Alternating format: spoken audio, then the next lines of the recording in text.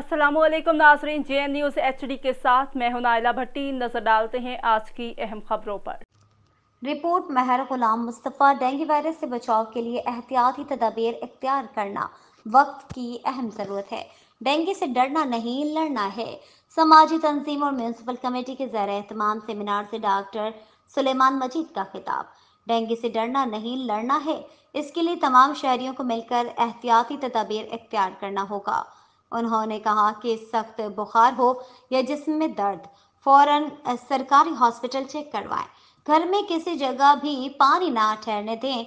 लिबास मुकम्मल पहने। ये बात यंग मैन सोसाइटी मेलसी के ज़ेर एहतमाम डेंगू आगाही सेमिनार में शिरकत से की।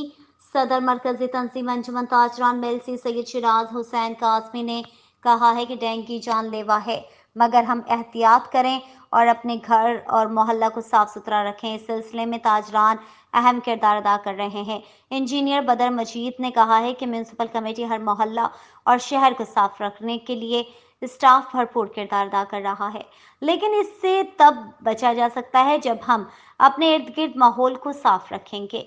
सेमिनार से सोशल वेलफेयर सुपरवाइजर मोहम्मद इसहाक भट्टी, सदर young man society Sadiq Ali Mirza, कारी हफीजुल्लाह, अरशद साबरी ने भी खिताब किया।